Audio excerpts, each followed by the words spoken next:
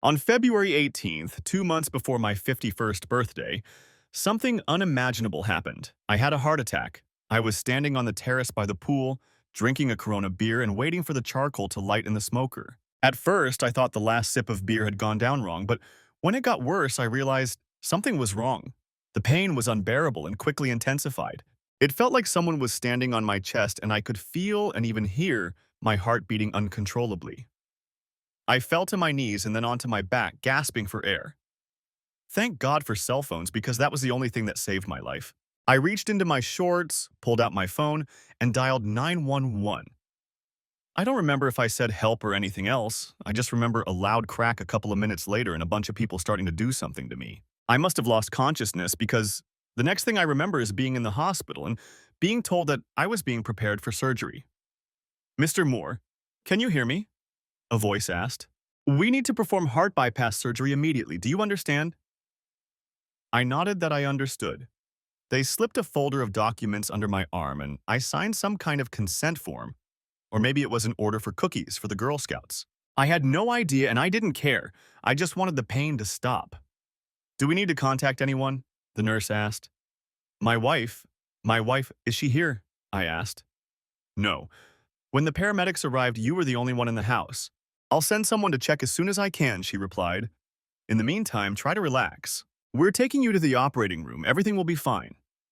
By this point, I seemed to have a vague understanding of what was happening, but my mind was still foggy as I was wheeled into an elevator and then into a large, bright room. Breathe deeply, and when you wake up, it will all be over, the doctor told me.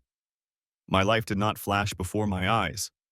I did not experience any out-of-body experiences, and thank God I did not see a bright light at the end of the tunnel. I just woke up in the intensive care unit with a middle-aged nurse standing over me, checking my pulse. How are you feeling? I tried to say something, but my mouth was too dry. Although my mind was working, my body wouldn't listen to me. Don't worry, you'll feel much better in a couple of hours. Just get some sleep. She was right. When I woke up again, I felt both better and worse. My wife, Sandy, whom I had been married to for 28 years, was sitting next to my bed. Are you okay? When I got home, the neighbors told me what happened. The doctor said you'll be fine, she said, smiling. My mouth was still very dry, and when I tried to say something, only a few words came out. Leave me alone, I began, but it sounded like a whisper. What are you trying to say? Sandy asked, leaning closer to my mouth.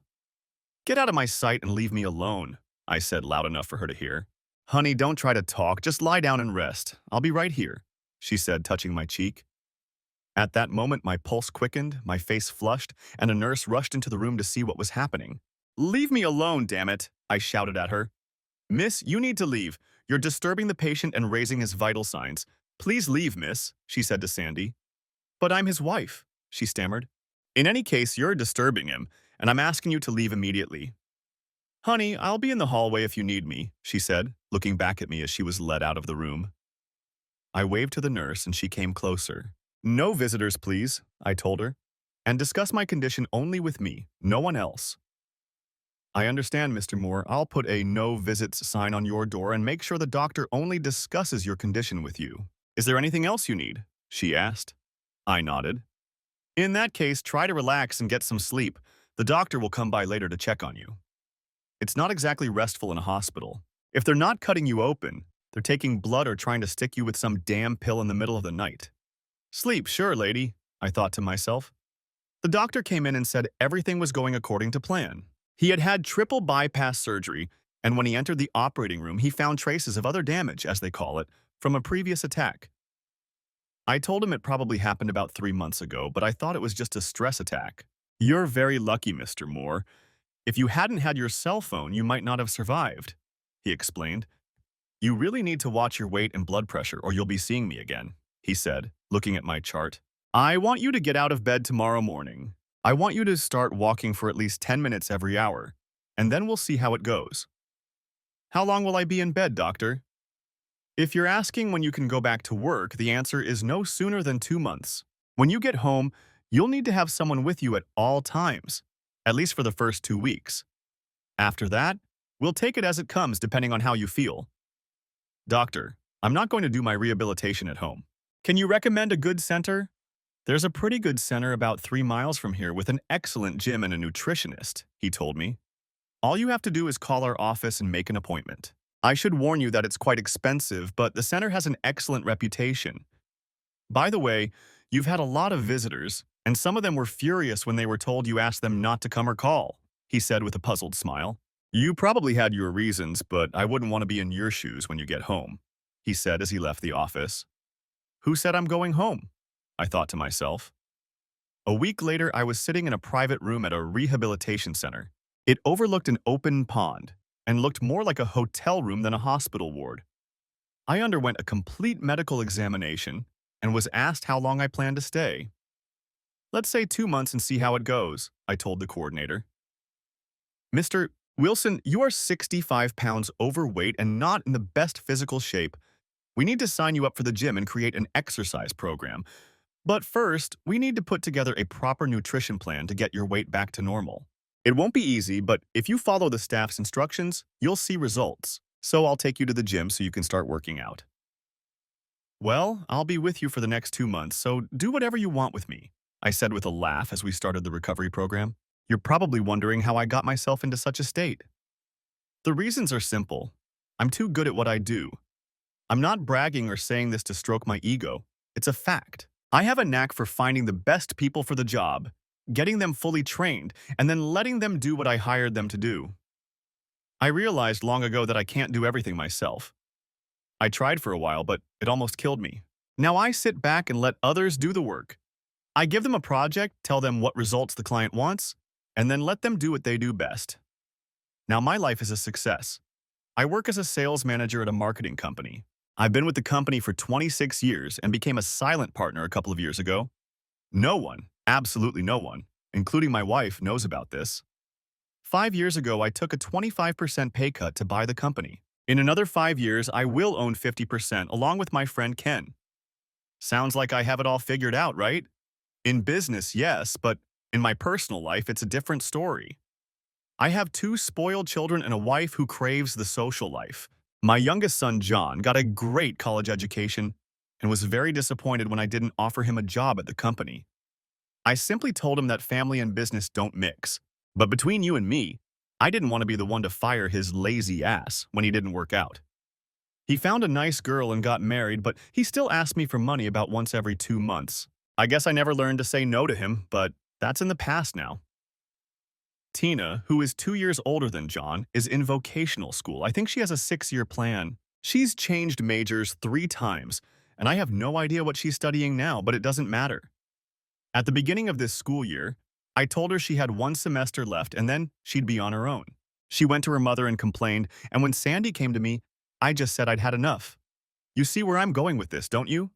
I'm no longer the nice guy with an open checkbook. At 25 and 27, I'm not obligated to support them, and I don't intend to. Now, they're officially not getting any money from me. As for my wife, Sandy, that's a different story. About 3 months ago, I was feeling a little frisky one evening. Our sex life had been on the decline for the past year, and I was trying to get things back on track. So where was I? Oh yes, after dinner, I poured her a glass of wine and asked if she wanted one. What? You know, how about we go upstairs and have some fun, I said with a smile. I'm a little tired today, and you know I have to organize a party, she replied. Come on, honey. I'm not asking you for a kidney, just a little love. I should have known that things weren't going to go as I had planned because Sandy looked about as interested as someone sitting in the dentist's chair waiting for a root canal. We got into bed, and then the complaint started. Okay, forget it, I said, getting out of bed and heading for the bathroom. Where are you going? Alone, so I don't have to hear you complain about how unpleasant this is for you, I replied, slamming the door. Later, I went to our guest bedroom. Where are you going? She asked. Away from you until I say something I'll regret, I replied, slamming the door. She was right. I had put on a lot of weight over the past couple of years. I probably should have taken better care of myself, but I was lazy.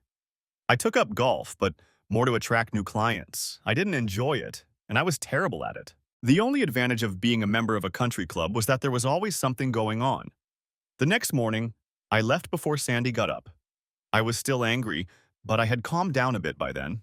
Maybe it's not all her fault, I told myself as I sat at the table, eating a donut and drinking my second cup of coffee. It was around 10 o'clock a.m. when I got an email from Sandy at work. There was no "I'm sorry" or "I love you," just that she wasn't in the mood last night, and I, instead of talking to her about it, just left in a huff. I put down my coffee and tried to remember the last time we had what I would call good sex. Everything had gone wrong, and it seemed like Sandy would rather do without me than do it with me. And then it dawned on me. Maybe she's getting her needs met somewhere else?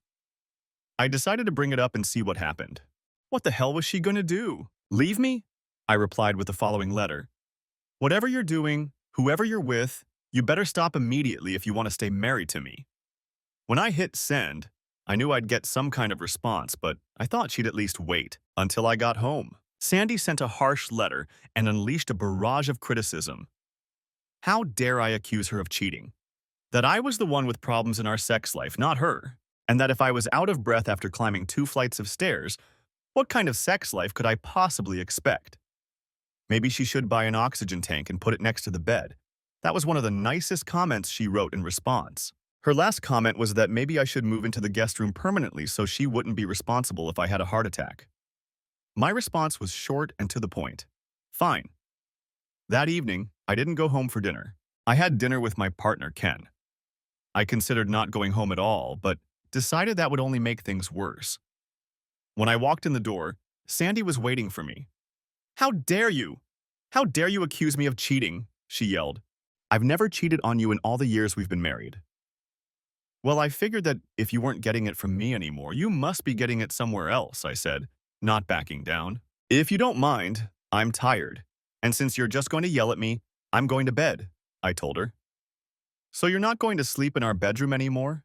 She asked sarcastically. Why should I? You don't want me to sleep there, and I don't go where I'm not wanted, I said, climbing the stairs. You sleep there, I don't care, Sandy shouted, climbing the stairs. That was when I first felt the pain in my chest. Every step was agonizing, but I wasn't going to stop. I barely made it to the landing before I hit the wall or fell. One of the two. I made it to the spare room, fell onto the bed fully clothed, and passed out. When I finally woke up and looked at the clock, it was already 2:30. I can't let her treat me like this, I said to myself as I headed for the bathroom. I splashed water on my face and looked in the mirror and didn't like what I saw. I have to pull myself together, I said to myself as I took off my sweat-soaked clothes. The next morning, I slept until almost 9. The house was quiet. Sandy had already left, so I called work and said I was taking the day off. Instead of relaxing at home, I went to see a doctor. You need to lose at least 50 pounds, he told me. And your blood pressure is very high. I'll prescribe something to lower it, but if you don't start taking better care of yourself, you're going to have serious problems, he warned me.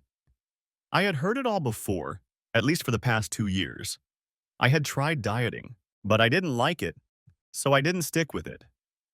I told him I would try to lose weight and take the medication. He scheduled me for a follow-up appointment in 3 months, and I left with a calorie chart and 2 diets to try. I threw them in the back seat of my car. The house grew cold. We no longer ate together and spoke only when necessary. At the end of the 2nd month, we started talking again. No one said I'm sorry. We only discussed superficial things or the children. On Saturday, it was the club's annual charity auction. Steve, are you going? Sandy asked. Yes, I'll go, I replied. Well, we could go together. Is your tuxedo ironed? She asked. It's cleaned, ironed, and ready. The drive to the club was uneventful. We didn't talk about anything important until I took the initiative. I'm sorry, I said, not looking at her. Me too, Sandy replied. I missed you, and I don't want to fight anymore. We didn't have time for more when I pulled up to the club. I handed the keys to the valet and he gave me the tickets. I walked around the car, opened Sandy's door, and held out my hand to her. She took it, smiled, and my heart beat faster. We walked into the hall and found our table. The dinner was good, but the wine was much better. I ordered 4 bottles for our table, and together with the 3 other couples, we drank to our health. After dinner, the band started playing, and people began to dance. I danced one slow dance with Sandy, and that was more than enough for me. She asked if I would mind if she danced with a few other men. No, of course not, I replied. I was walking around the hall chatting with a few friends when I noticed Sandy on the dance floor. It was a slow dance, and I didn't recognize the man she was dancing with. His arm was around her waist, but it gradually moved lower. After 2 dances, the same thing happened when they danced on the moonlit patio. I followed them, staying out of sight. They were too far away for me to hear what they were saying, but their body language spoke loud and clear. When he leaned in and kissed her, I knew that was enough. "Aren't you staying for the auction?" the valet asked. "There's nothing left for me there," I replied, got into my car and drove away. I had been driving for about 20 minutes when my cell phone rang. Guess who? I turned it off and put it on the seat next to me. I had been home for about 2 hours when Sandy burst into the house. "What the hell is wrong with you? Why did you just leave?" she yelled. "I thought you wanted to be alone," I replied. "What the hell are you talking about, Steve?" "The dark-haired man, the patio, the kiss. I saw everything," I told her. "It was nothing," she replied. "Nothing? You mean a man kissing my wife is nothing?" "Well, I completely agree with you, Sandy. And I suppose you're used to letting men grope you when you dance with them now?" "Everyone saw you on the dance floor," I said to her. "Or was it just me, Sandy?" "It wasn't what you thought, Steve. I probably should have asked Rick to take his hand off me, but it was just innocent flirting," she said to me. "And the kiss was just a thank you for dancing with him. Right after that, I went looking for you." "And it took you 2 hours to get home?" "Since you weren't answering your cell phone, I had to find someone to give me a ride home." "Let me guess, Rick offered to drive you home. Am I right?" "Yes, it was Rick, and no, nothing happened," she tried to convince me as I started to walk away. "Damn it, nothing happened, Steve," she repeated. "How long ago was that?" I asked. "How long ago was that? How long ago did you give up on us?" I said, approaching my new permanent room. "Damn it, Steve, I didn't do anything," she cried, breaking into sobs.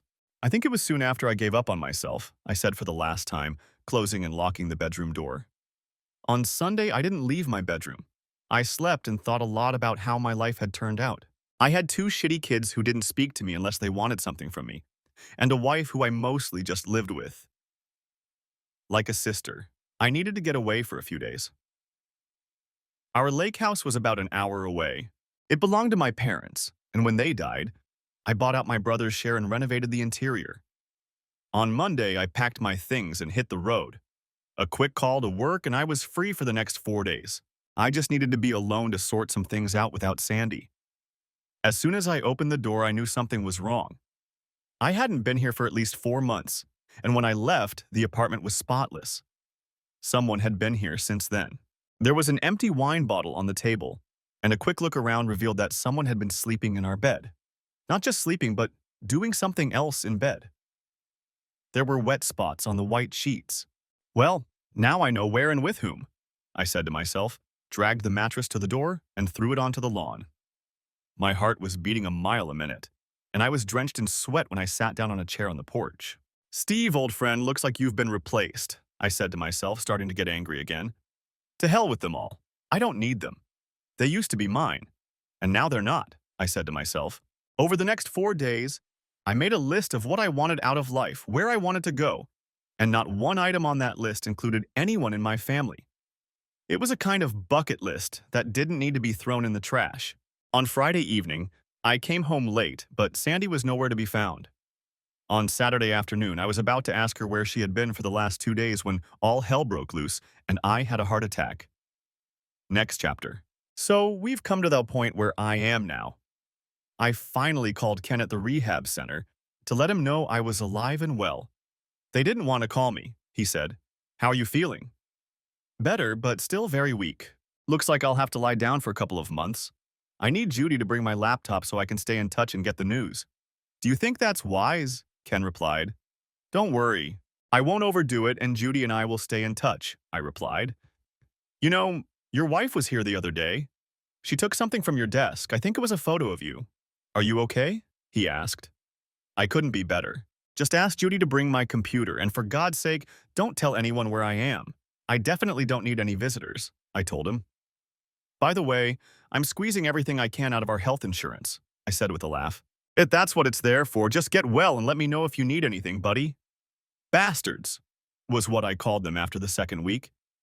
First, they tried to torture me to death in the gym, and now they're trying to feed me garbage. "I've seen more filling snacks," I said to myself, looking at my plate.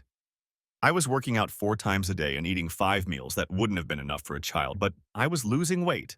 After about 5.5 weeks, I became less irritable and fell into a routine. The food was disgusting. There was never enough of it, but I liked what was happening to me. I could walk on the treadmill for 30 minutes without an oxygen tank. My pants were loose around the waist, and for the first time in a long time, I started to feel better. Damn, I can do this, I said to myself. Chapter 2. When the Goodwill truck pulled up to the driveway, Sandy thought it was just being used to turn around. Mrs. Moore? The driver asked. Yes, I'm Mrs. Moore. I've been instructed to pick up the car and give you some instructions, he said. What orders? I never ordered a car to be picked up. I know, ma'am. It was initiated by your husband, Steve Moore, he said, showing me his signature at the bottom of the page. It says here to collect all of your husband's belongings from the house. The note says they haven't been packed yet, so if you don't mind, show me where they are so we can get started. We have another trip this afternoon.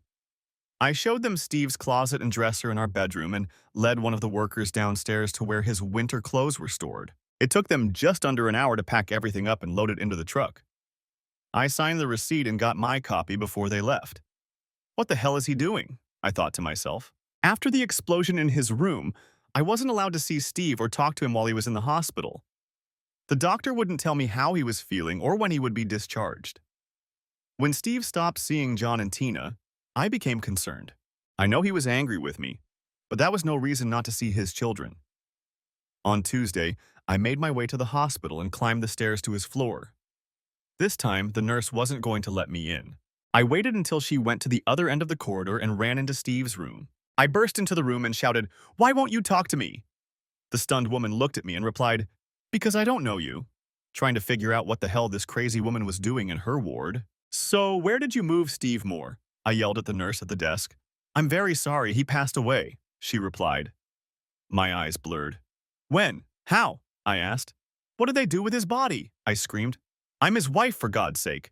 I have a right to know," I said, angry again through my tears. When I said he wasn't here, I meant he was discharged 2 days ago. If you need more information, you'll have to come to the office. If that's all, I have a whole floor of patients to take care of, she told me. At the office, I was told that Steve had been discharged and sent to a rehabilitation center, but they wouldn't tell me where. I was told that it was the patient's request. Great, here we go, I said to myself as I walked out the door. Sitting in my car, I planned my next steps. Steve was right. I had given up on us a long time ago. He had gained a lot of weight, and whenever I brought it up, he told me to stop picking on him. He looked like a giant sack of potatoes. We did it about once a month, and only after he whined about it for a day or two. I guess you could call it pity sex, because he liked it and I didn't. I was very upset, and then Rick came into my life. I met Rick when we joined a country club. Once a month, they had a dinner dance, and he always came alone. He danced with all the single women. In the evening, Steve would go out drinking or eating, and Rick and I would dance all night long. It had been a long time since anyone had held me like that. Soon we danced several dances and then sat and talked on the terrace until it was time to leave, or until I saw Steve looking for me. A few months later, we met for lunch on a Saturday afternoon while Steve was playing golf.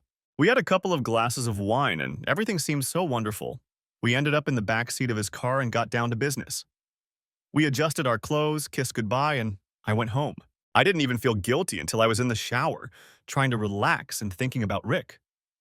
What have I done? I was fooling around with some guy in the back seat of his car, and now I'm thinking about him instead of my husband. This is so wrong, I told myself, feeling disgusted with what I had done. The problem was that I no longer felt attracted to my husband. For the next 2 weeks, I picked on Steve about his weight and tried to tell him how handsome he would be if he lost 20 pounds, but he didn't get the hint. He just got angry at me again. Everything came crashing down one evening after dinner when he wanted to have some fun. The session was unsuccessful, and he went to the bathroom angry. I felt bad, but not that bad. He slept in the guest room that night, and when I woke up the next day, he was gone. The next morning at work, I felt a dark brown touch. Everything I touched turned to shit. I felt sorry for myself and did something stupid. I wrote Steve an email, basically telling him that it was his fault for leaving me the night before. However, he responded directly to me. "Whoever I'm cheating with, I'd better stop if I still want to stay married," was all he wrote. Damn, he couldn't have known about Saturday night. Anyway, if he had been minding his own business at home, this would never have happened. We weren't doing anything serious, just fooling around a little, that's all. I probably shouldn't have responded to his messages when I was angry because I wrote everything that came to mind. I told him that I had never cheated on him and that if he weren't such a fat slob, we would have more fun. Now I realized that I was mostly pushing him away and he was probably tired of arguing. Then he replied that maybe he should move into the guest room if I didn't want to see him anymore. Now things were getting out of control. When Steve came home, we had a big fight. We blamed each other for everything. That night, I slept alone, as I did many nights after that. On the night of the charity auction, we finally apologized to each other. It tore me apart, but I think we were both too stubborn to admit we were wrong or what the real problem was. We had a wonderful dinner. Steve danced with me and then decided to hang out with his friends. I made a mistake by dancing with Rick. We danced, maybe a little too close, and on the terrace he told me he wanted to take things to the next level. And then he kissed me. I told him it was a mistake and that I would never cheat on my husband, and I left him there to lick his wounds. I didn't see Steve leave, or anyone else for that matter. The parking attendant told me he had left about half an hour ago, and when I called him, his phone went to voicemail. I was furious and had drunk too much before I realized I had to get home somehow. Rick came up to me and asked what was wrong. Steve got angry for some reason and left. He's not answering his cell phone, and I need to get home. Sandy, I'll give you a ride home after the auction, he said. I answered him with a look. And I won't touch you, he assured me. I drank half the auction before we left. On the way home, I started to get angry again. How could he just leave me there like that, I wondered. Rick must have noticed how angry I was and told me to calm down. When he pulled into the parking lot by the lake, I was surprised. And when he leaned in to kiss me, I didn't stop him. The only reason we didn't go any further that night was because a police car drove through the parking lot. When he flashed his headlights at it, I sobered up very quickly. Rick, take me home, I demanded. When we arrived, I thanked him and ran into the house. I was almost sober, but I was furious again. When Steve accused me of cheating, I was furious. But what hurt me the most was when he asked me when I stopped believing in our marriage. I burst into tears and told him I had never cheated on him, but he didn't believe me anymore. On Sunday, Steve didn't leave his room, so I didn't push it. I decided we would talk on Monday and wanted to prepare myself. When he didn't come home on Monday evening, I thought it was his way of punishing me. When he didn't come home on Tuesday either, I called his secretary Judy and found out that he had taken a couple of days off. That bastard is sulking somewhere, I said to myself. Well, this game can be played by two. On Wednesday, I left for a couple of days to visit my daughter at college. We had a wonderful time and even had a girls' night out with a couple of her friends on Friday evening. On Saturday morning, I woke up with a hangover and an upset stomach.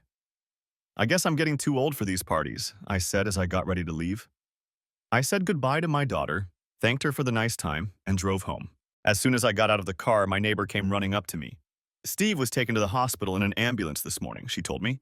The front door was closed, but the lock was broken.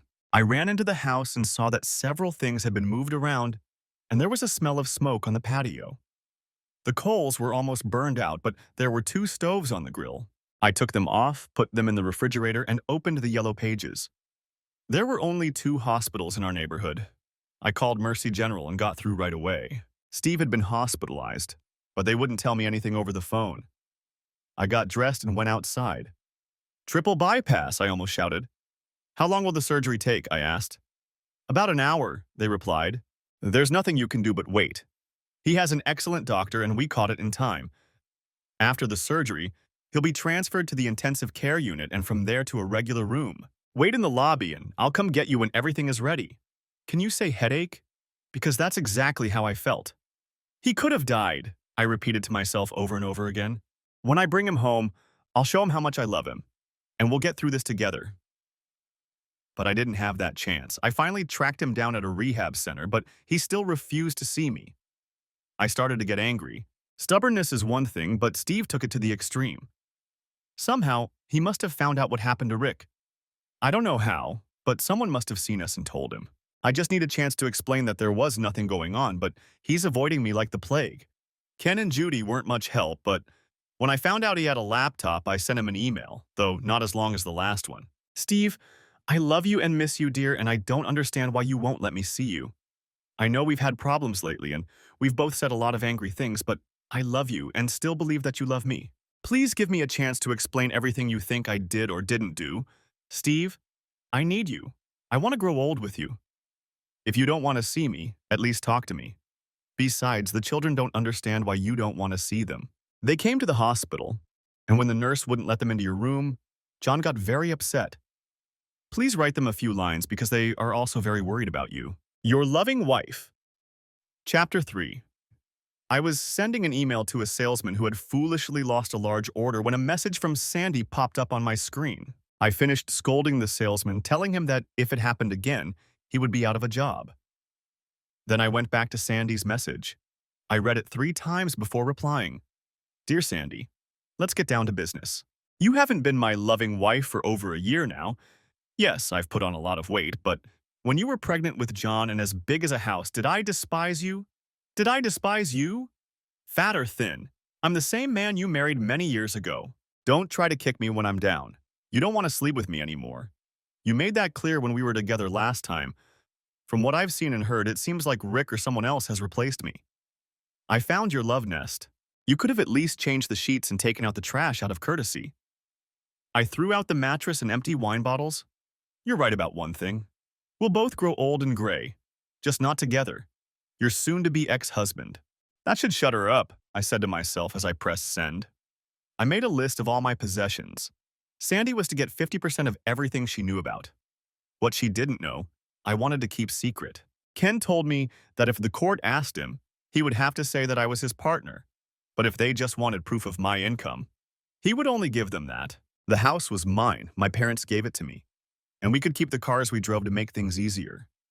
I guess everything else would be thrown into a pile and everyone would get half. That was fine with me. What is a love nest? Sandy replied. I don't know what you're talking about. The only love nest I know is our bedroom. If you're accusing me of something, at least have the courtesy to meet me face to face instead of playing these childish games. I decided that this way of communicating was no worse than any other, and replied, How stupid do you think I am? I went to the cottage and found all the evidence. It's a shame. I was there a week before my heart attack. Did you spend Friday and Saturday with him? Or did he book a hotel room this time? I thought that would shut her up, but it wasn't more than 10 minutes before I got a reply. Damn, that was the longest conversation we'd had in 4 months. Call your daughter and ask Tina who she spent time with from Wednesday to Saturday morning at college after you so kindly disappeared on Monday without saying a word to me. For your information, I haven't been to the cottage since we were there with you 4 or 5 months ago. So if that's all you've got, it's pretty pathetic. Maybe I'm wrong? In any case, the last 2 years of our marriage have been very difficult for me. John, it's Dad. I began the conversation with my son. Yeah, I'm fine, and no, I don't want to talk about your mother right now, I replied. Now it was time to bluff. I know you're cheating on Cindy, and I want you to stop before I call her and turn you into the police, you piece of shit. Dad, I don't know what you're talking about, John replied. John, I was at the cottage and the neighbors said they saw you two driving there. You didn't even change the sheets, you bastard. What do you think Cindy will say when I call her? If she doesn't shoot you, her brothers will definitely come after you. I continued to fish for information. It was just once, Dad, you have to believe me. It's not a relationship. It was just once.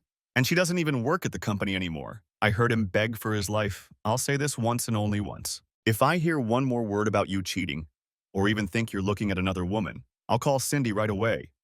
From this moment on, she has to be the happiest and most caring wife in the world, if you know what I mean.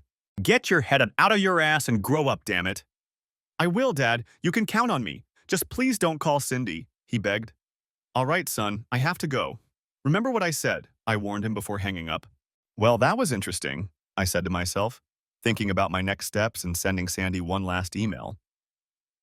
Well, looks like you didn't bother anyone at the cottage. Turns out it was our asshole son.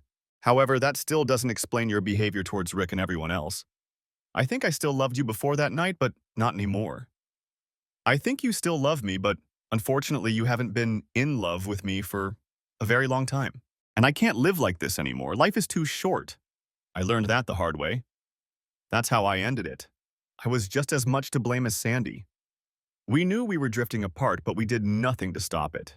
Between her work, her children, and her social life, there was no time left for us. And I, who was trying to conquer the business world on my own, was no better. The only difference was that Sandy looked as good as she did when we first met, and I looked like someone out of Slobs or Us magazine, but nothing more. I spent the next 3 months working out and eating right. The first 15 pounds came off quickly, but then I hit the first of many plateaus. But I didn't give up. Now I was determined to get back what I had lost many years ago, my waistline and, most importantly, my life. Sandy and I texted each other every week to keep each other updated on what was going on in our lives, but we didn't see each other. 6 months later, I was waiting for my divorce papers to arrive, but they never did. Our texts were mostly about how we felt about each other in our breakup, about the problems each of us saw in our marriage and why we weren't doing anything to fix them. As I said, we were both to blame. Thanksgiving was awful. The kids split their time between us, dinner with her, dessert with me. John announced that Cindy was pregnant, and Tina said she had finally gotten her degree or would get it by the end of the semester. I laughed and said I'd believe it when I saw it. They tried to get information out of me, but I told them it was none of their business. Tina got a little upset but backed off when I told her, enough.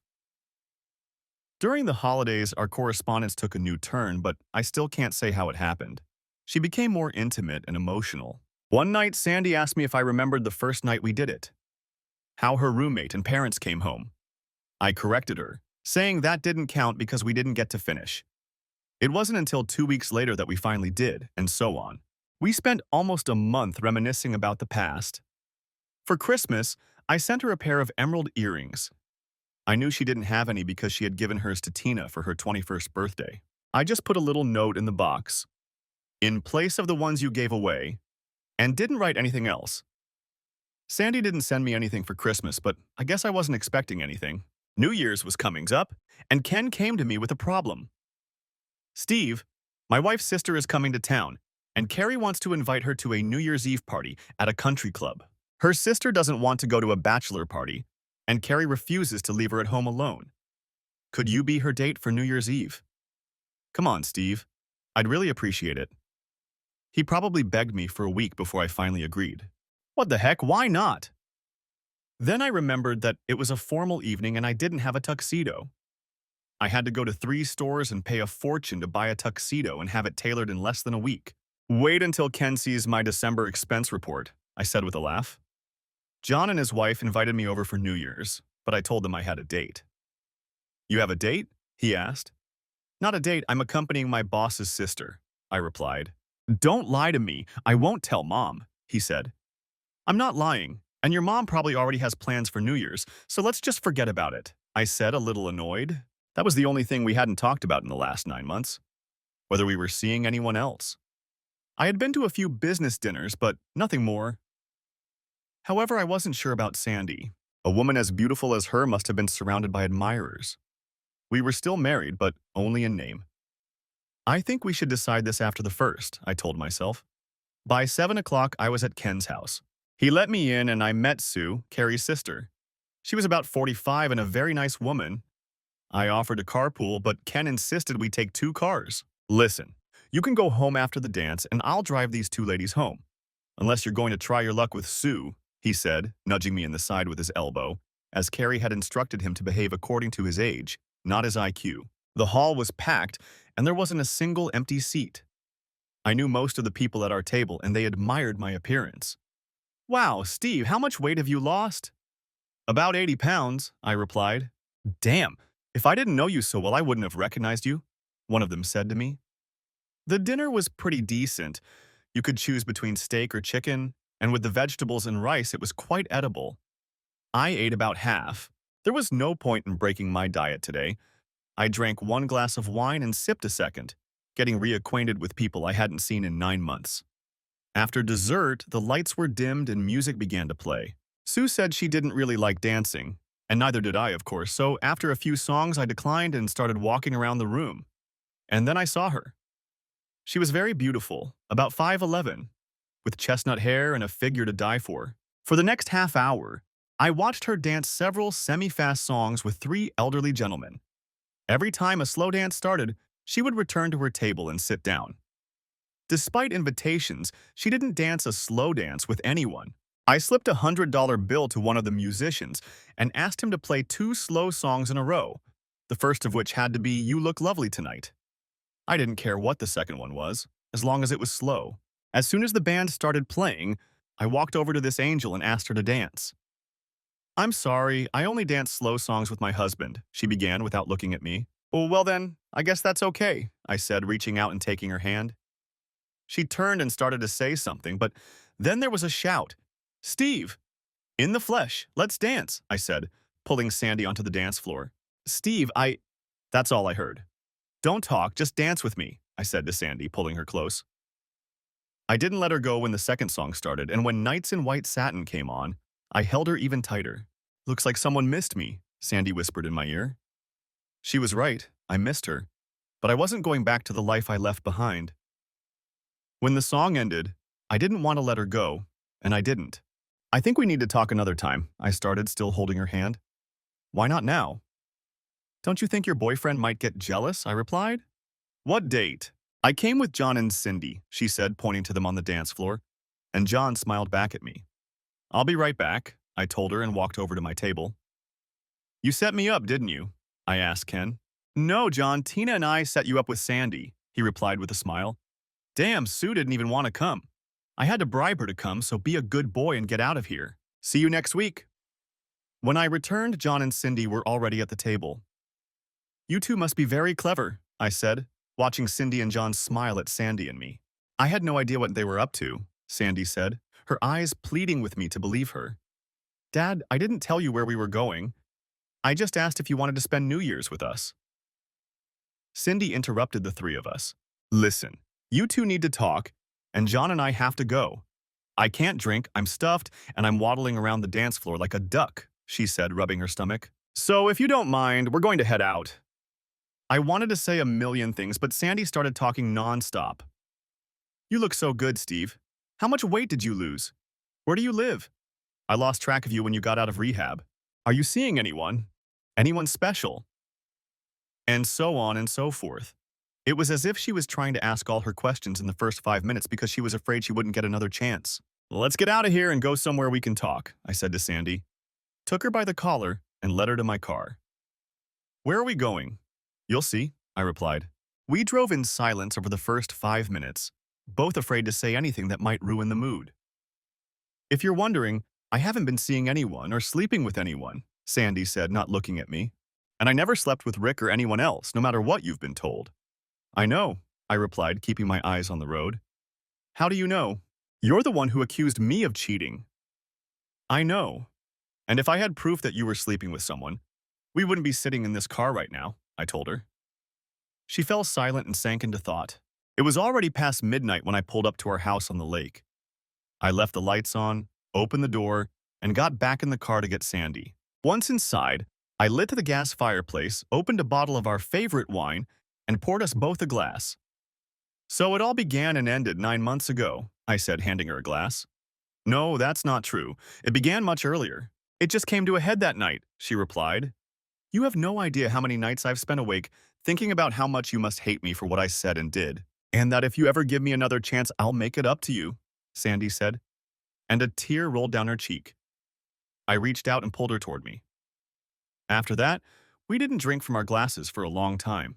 Our clothes were scattered across the living room floor on the kitchen table, and everything else was in a pile on the bedroom floor. I guess you could call this the start of a new year, I said to her. I went back to the kitchen, picked up our glasses and the bottle of wine. This is going to take a while, I said, leaning back against the headboard. We raised our glasses and drank to a new and, hopefully, better year. I know we have a lot to talk about, but I just want to say again that I'm really sorry and that... I stopped her there. You're sorry. I'm sorry. The kids are sorry. Everyone is sorry, but that doesn't change anything. We need to change. Both you and I need to change our attitude toward what's left of our marriage. I don't want to go back to what I left behind. I'd rather get a divorce and start over, I told her. I don't want a divorce, Sandy said, and started crying. Listen, I don't want a divorce either, but I'm not going back to the life I had before all this, I explained to her. We need to sell the house and you can move into the apartment I'm renting for now. Then we'll decide where to live. I have too many bad memories in this house. But this is our home. And I'm your husband. It shouldn't be hard for you to make a choice. We'll sell the house, take the furniture we need, and give the rest to charity or to the children. I don't want to spend money on a big house anymore, maintain it, and be responsible for it. A two-room apartment is enough for us. I want to travel and see everything I've been putting off all these years. I've been given a second chance and I'm not going to let it slip away, I told her. But we have commitments and responsibilities. To hell with all that, I replied. I'll work and give it my all when I'm at work, but that's it. No more weekends, no more business trips, and no more damn golf. I want my life back. I want to have fun and experience the joy of something new. And if I want to make love morning, noon, and night, I don't want my wife telling me she's not in the mood. I don't want that anymore. Steve, I don't know if I can do all that, Sandy replied. Then you have to make a choice, but make it quickly, because the train is leaving, and you'll either make it or you won't. Next chapter.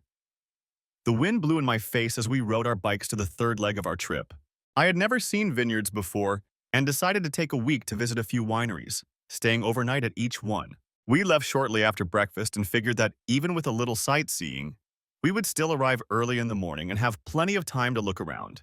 I hadn't ridden a motorcycle in a million years, and it was only a 250cc Honda. The Harley we rented was 1350 Psi and weighed over 1,200 pounds. What's the difference? But it handled like a dream. And for the first time in a long time, I felt happy and free when her arm wrapped around me. We arrived, checked in, and headed to our cabin. I'm glad I came, she said, kissing me at the door. I'm glad you're here too.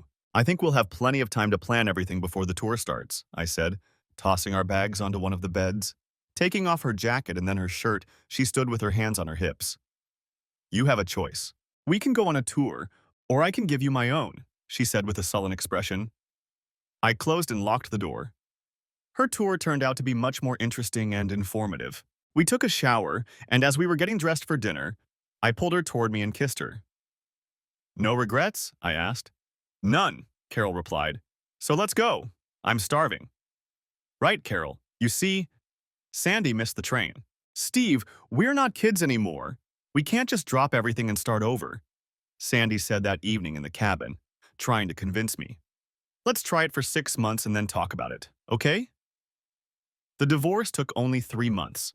Although everyone thought I was crazy, I continued with my life. The children took her side, and Sandy decided to keep the house. We divided almost everything in half, as Ken provided the court with information about my annual salary. I haven't spoken to Sandy or seen her since the divorce. I hope she's doing well. One Saturday morning, I met Carol at a 5K race. We both placed first in our age groups, and after work, we started running together. After a long run on Sunday morning, we took a shower together and got down to business. That was 8 months ago. She's 6 years younger than me. The only question she ever asks me is, are you ever going to grow up? God, I hope not. Thanks for watching. I hope you enjoyed it. So subscribe to my channel and watch the next video.